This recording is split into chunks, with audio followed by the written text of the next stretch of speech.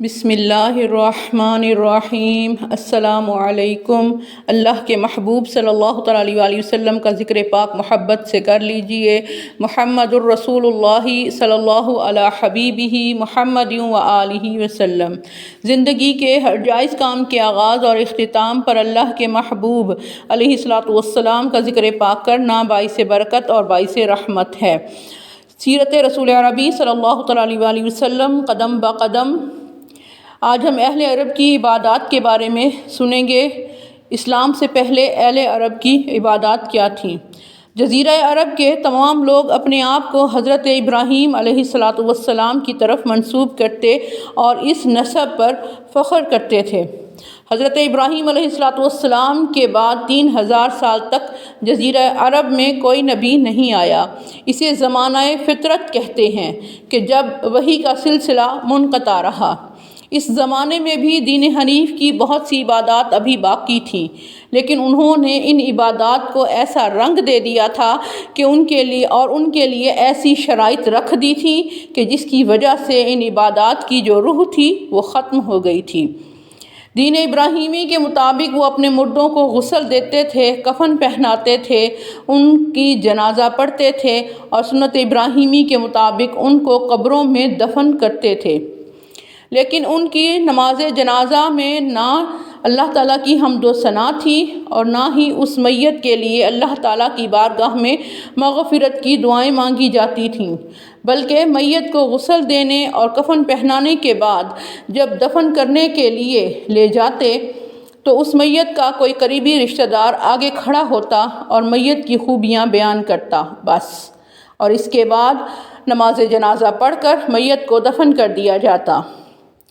فریضہ حج ادا کرنے کے لیے بھی انہوں نے نئی شرطیں رکھی ہوئی تھیں، اور ان شرطوں کا اصل مقصد یہ تھا کہ باقی عرب پر وہ اپنی برتری کو ظاہر کر سکیں۔ حج کے دوران جہاں کھڑے ہونے کی جگہوں پر کھڑے ہونا ہوتا تھا وہاں کھڑے ہوتے تھے، اور جہاں حاضر ہونے کا حکم دیا گیا تھا قربانی کے ساتھ حاضر بھی ہوتے تھے۔ وہ رمی یعنی جمار یعنی شیطان کو کنکریاں بھی مارتے تھے۔ اہل جاہلیت میں جب دور کے علاقوں سے حج کی نیت سے لوگ روانہ ہوتے تو اپنی قربانی کے جانوروں کے گلے میں بالوں سے بنا ہوا قلادہ یا کوئی رسی ڈال دیتے تھے، اور اس کی وجہ سے کوئی ڈاکو ان پر حملہ نہ کرتا تھا، ان کا قافلہ نہ لوٹتا تھا۔ جو مسافر حرم میں آتے تھے انہیں ہر طرح کی امان حاصل ہوتی تھی۔ حرمت والے 4 مہینوں میں یعنی ذی-القعدہ، ذی الحج، محرم اور رجب المرجب، ان 4 مہینوں میں ملک کی سطح پر بھی ہر قسم کی جنگ وغیرہ کو روک دیا جاتا تھا، چوری ڈاکہ وغیرہ سے پرہیز کیا جاتا تھا، ملک میں ہر طرف امن و امان قائم ہو جاتا۔ ان مہینوں میں تجارتی قافلے بڑی آزادی کے ساتھ ایک علاقے سے دوسرے علاقے میں تجارتی سامان لے جاتے تھے، کاروبار کرتے، نفع حاصل کرتے، کوئی ان سے کچھ بھی نہ کہتا۔ حج کے تمام ارکان کو پابندی کے ساتھ ادا کرتے، لیکن اس کے باوجود بھی بہت ساری ایسی فضول روایات تھیں کہ جو حضرت ابراہیم علیہ السلام کے مذہب میں نہیں تھیں۔ وہ تکبر میں پڑ گئے تھے، کہتے تھے کہ ہم حضرت ابراہیم علیہ السلام کی اولاد ہیں، حرم کے باشندے ہیں اور کعبہ شریف کے متولی ہم ہیں، ہم مکہ کے رہنے والے ہیں، جو حقوق ہمیں حاصل ہیں وہ کسی اور عرب کو بھی حاصل نہیں ہے، تو وہ چیزیں جو باقی لوگ کریں گے حرم کے اندر وہ ہم نہ بھی کریں تو ہمارے لیے لازمی نہیں ہے۔ یہی سوچ کر انہوں نے عرفہ کے میدان میں قیام کرنا ترک کر دیا تھا، یعنی عرفہ کے میدان میں باقی حاجی تو رک کر عبادت کرتے تھے مگر اہل مکہ نے چھوڑ دیا تھا، انہوں نے طواف بھی چھوڑ دیا تھا، اور اس کے بعد وہ لوگ جو حرم میں پیدا ہوئے تھے ان کو بھی حرم میں ولادت کی وجہ سے حقوق حاصل ہو گئے تھے۔ اسی طرح انہوں نے اپنے اوپر پابندی عائد کر دی تھی کہ ہم اہل حرم ہیں، ہمارے لیے یہ جائز نہیں ہے کہ حالت احرام میں پنیر کھائیں یا گھی استعمال کریں یا اون کے بنے ہوئے خیموں میں بیٹھیں یا کسی سائے میں بیٹھیں۔ حالت احرام میں صرف ان خیموں میں وہ رہتے تھے کہ جو چمڑے کے بنے ہوئے ہوتے تھے۔ پھر انہوں نے یہ پابندی لگا دی کہ جو حرم سے باہر والے لوگ ہیں رہنے والے لوگ ہیں، جب وہ حج یا عمرہ ادا کرنے کے لیے مکہ میں آئیں تو ان کے لیے جائز نہیں ہے کہ وہ اپنا کھانا کھائیں، بلکہ وہ اہل مکہ سے ہی کھانا لے کر کھائیں گے۔ اور ان پر یہ بھی تھا کہ وہ اپنے گھر سے جو کپڑے پہن کر آئے تھے ان میں وہ خانہ کعبہ کا طواف نہ کریں، بلکہ طواف کرتے ہوئے اہل حرم سے کپڑے ادھار لیں، اور اگر ان کے پاس کپڑے نہیں ہیں تو برہنہ ہو کر کعبے کا طواف کریں۔ اگر کوئی مرد یا عورت انہی کپڑوں میں طواف کرے جو وہ گھر سے پہن کر آیا تھا تو طواف سے فارغ ہونے کے بعد اس پر لازم ہے کہ وہ ان کپڑوں کو اتار کر پھینک دے، نہ خود پہنے نہ ہی کوئی اور استعمال کرے۔ اہل مکہ نے یہ پابندیاں لگائیں اور تمام عرب نے اس پابندیوں کو قبول بھی کر لیا۔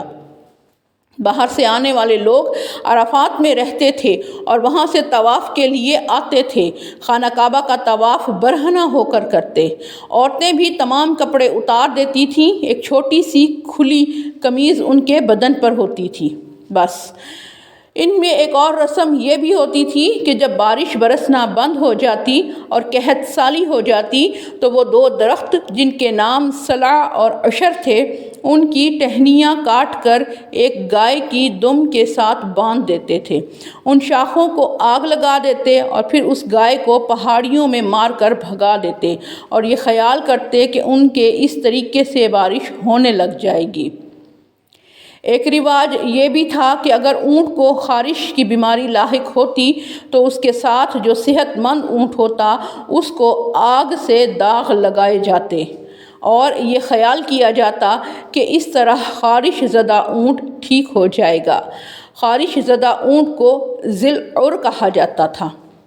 ایک اور جاہلانہ رسم تھی جس کا نام بلیہ تھا۔ ان کا رواج تھا کہ جب ان کا کوئی سردار مر جاتا تو اس کی اونٹنی یا اونٹ کو لے آتے، اس کی گردن کو دوہرا کر دیتے اور اس کے سر کو پیچھے کی طرف موڑ دیتے اور ایک گڑھے میں اس کو چھوڑ دیتے، نہ اسے کھانے کے لیے دیتے نہ اسے پانی پلاتے، یہاں تک کہ وہ اونٹ بھوکا پیاسا مر جاتا اور اس کے مردہ جسم کو جلا دیا جاتا۔ بعض اوقات اس کی کھال اتار لی جاتی تھی اور اس کو سمامہ نامی گھاس سے بھر دیا جاتا تھا۔ ان کا یہ گمان تھا کہ اگر کوئی آدمی مر جائے تو اس کے لیے یہ بلیہ رسم ادا نہ کی جائے تو قیامت کے دن جب وہ قبر سے اٹھے گا تو اس کو سواری نصیب نہیں ہوگی بلکہ اسے پیدل چلنا پڑے گا، اور جس کے لیے یہ رسم ادا کی جائے اس کے لیے تو وہ قبر سے جب نکلے گا تو ایک بہترین سواری پیش کی جائے گی۔ ایک اور بڑی ہی قبیح رسم تھی کہ جب ان کا کوئی سردار مر جاتا تو اس کی قبر پر ایک اونٹ لے آتے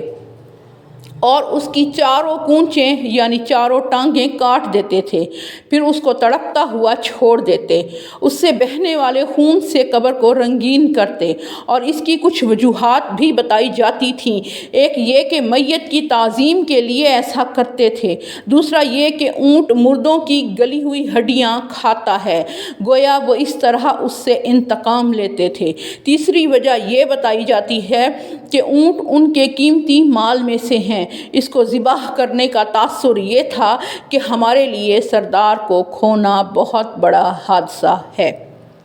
ان کا ایک اور عقیدہ یہ تھا کہ جب ان کا کوئی آدمی قتل کر دیا جائے تو اس کے سر سے روح ایک پرندے کی شکل میں نکلتی ہے اور جب تک مقتول کا انتقام نہ لیا جائے اس وقت تک وہ اس کی قبر کے گرد چکر کاٹتی رہتی ہے اور کہتی ہے کہ مجھے پانی پلاؤ، میں سخت پیاسی ہوں۔ اس اعتقاد کے باعث ان کے قریبی مرنے والے کے قریبی رشتہ داروں کو اس کے خون کا بدلہ لینا لازم ہو جاتا تھا، کیونکہ وہ اپنے جذبات کو تو ٹھنڈا کر سکتے تھے لیکن جب وہ اپنے مقتول کی روح کی بے چینی کو یاد کرتے تو پھر وہ مجبور ہو کر اپنے عزیز کا انتقام لیتے تھے۔ ایک رسم یہ بھی تھی کہ جب کوئی شخص کسی ایسے علاقے میں داخل ہوتا جہاں کوئی وبا پھوٹی ہوئی ہوتی تو اس سے بچنے کے لیے اپنے آپ کو اس گاؤں کے یا اس علاقے کے دروازے پر کھڑا کر لیتا اور اندر قدم رکھنے سے پہلے گدھے کی طرح ہینگتا، پھر خرگوش کا ٹخنا اپنے گلے میں باندھ لیتا اور یہ یقین کر لیتا کہ اب مجھے کوئی چیز نقصان نہیں پہنچا سکتی۔ ایک کبھی رسم یہ بھی تھی کہ جب کوئی شخص سفر پر جاتا تو ایک دھاگا کسی درخت کی ٹہنی کے ساتھ باندھ دیتا یا اس کے تنے کے گرد لپیٹ دیتا۔ جب سفر سے واپس آتا تو اس دھاگے کو دیکھتا، اگر وہ صحیح سلامت ہوتا تو وہ سمجھتا کہ اس کی بیوی نے اس کی غیر حاضری میں کوئی خیانت نہیں کی۔ اگر وہ دھاگا ٹوٹا ہوا یا کھلا ہوا پاتا تو خیال کرتا کہ اس کی بیوی نے اس کی غیر حاضری میں بدکاری کی ہے۔ اس دھاگے کو الرتم کہتے تھے۔ سیرت رسول عربی صلی اللہ تعالیٰ علیہ وآلہ وسلم قدم بقدم جاری ہے۔ محمد الرسول اللہ صلی اللہ علیہ حبیبہ محمد و آلہ وسلم۔